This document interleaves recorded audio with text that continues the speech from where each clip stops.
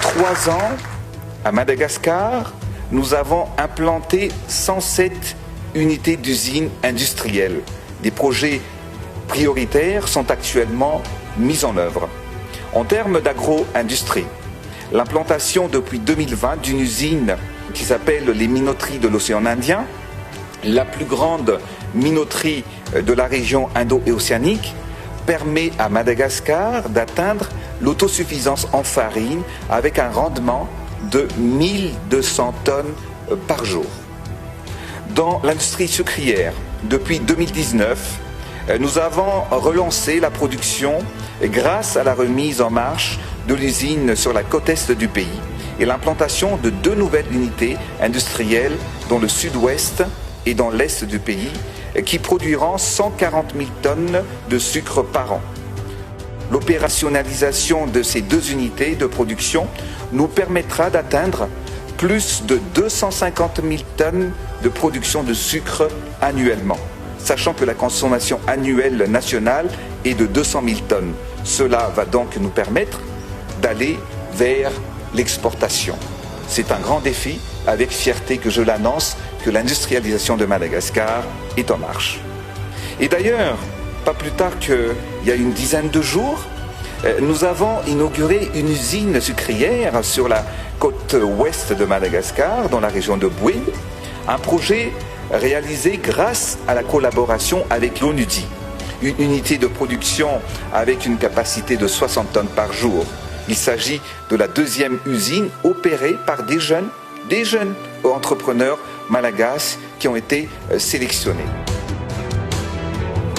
Lors de la crise sanitaire de la Covid-19, nous avons monté une usine Pharmalagas, c'est une usine pharmaceutique.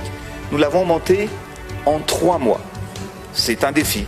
On me surnomme TGV, je suis un homme qui aime les défis et qui travaille assez vite. Pour ainsi, donc, l'implantation de cette usine Pharmalagas, l'objectif c'est de transformer la situation de crise en opportunité afin d'exploiter notre richesse en biodiversité. Le sud de mon pays subit depuis 1932 des périodes de famine récurrentes, raison pour laquelle nous avons mis en place l'usine de production de compléments alimentaires qui s'appelle NutriSud, implantée par l'association FITI, dirigée par mon épouse ici présente. Chaque année, NutriSud produira 600 tonnes de compléments alimentaires, soit 8 millions de dosettes de solutions nutritionnelles qui pourront bénéficier à 120 000 enfants dans les cantines scolaires et ceux victimes de malnutrition chronique. Nous avons également créé le programme Titre Vert qui consiste à l'octroi d'une parcelle de 1 hectare pour chaque jeune agriculteur que nous avons appelé des entrepreneurs modernes. Leur installation comprend, comme vous le voyez sur la vidéo, une étable avec une vache laitière pour l'élevage, du matériel agricole et un système d'irrigation de goutte à goutte pour leur surface culture. Nous avons institué l'opération certificat foncier pour limiter l'exode rural, pour sécuriser les terres et encourager surtout les paysans à se professionnaliser dans l'agriculture.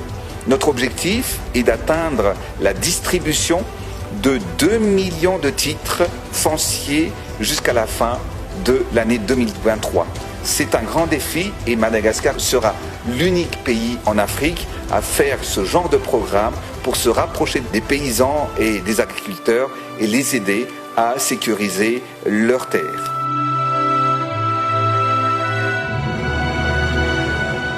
Notre plus grand challenge reste quand même celui de redevenir le grenier rizicole dans l'océan Indien que nous détenions dans les années 70 et 80.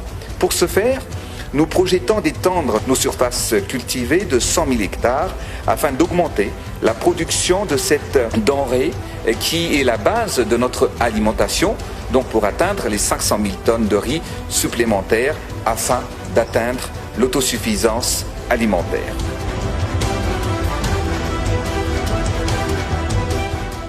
Vous savez, chaque jour, 92% de la population malgache utilise encore le charbon de bois et bois de chauffe pour faire cuire le repas. C'est une pratique courante à Madagascar, mais aussi et surtout sur le continent africain.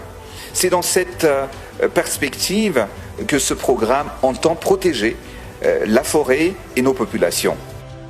Une famille utilisant le charbon de bois ou le bois de chauffe détruit environ 1 hectare de forêt par an. Pour lutter contre cette déforestation due à cette coupe de bois intempestive, l'État malgache met en place ce programme MIAR pour équiper 250 000 familles en réchaud bioéthanol en 2 ans afin de préserver 250 000 hectares de forêt chaque année.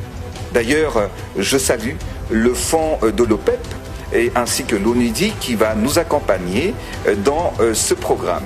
Le plan d'émergence de 2030 du Madagascar est un moyen pour la croissance durable, c'est un modèle aussi pour d'autres pays. Et vous êtes un président jeune et dynamique, vous avez une vision pour votre pays, vous êtes un jeune dirigeant dans ce continent africain. Et donc il y a beaucoup d'espoir dont vous êtes investi, Monsieur le Président. L'énergie et l'eau, l'industrialisation, la numérisation est extrêmement importante. Une agriculture moderne, modernisée, en tant que champion de la DDDIA, j'attends que vous soyez le champion de la promotion de ce développement en Afrique. Et nous, ONUDI, allons aider votre pays, Madagascar. Je mesure pleinement cette consécration en tant que champion de l'industrialisation africaine. Je suis encore honoré de faire partie des rares dirigeants africains à qui a été décerné ce privilège. Et je m'engage à promouvoir une industrialisation inclusive, équitable et durable, non seulement à Madagascar, mais également être un moteur pour l'Afrique tout entière. J'aimerais aujourd'hui porter le flambeau de tout le continent africain. Chers dirigeants, chers leaders, réveillons-nous, industrialisons nos pays, exploitons et transformons nos ressources. Pour ma part, je suis engagé à mener cette lutte avec un leadership et une détermination exemplaire. Une fois de retour au pays, je serai fier d'annoncer à l'ensemble de la population malgache que Madagascar est maintenant en lumière comme champion de l'industrialisation en Afrique.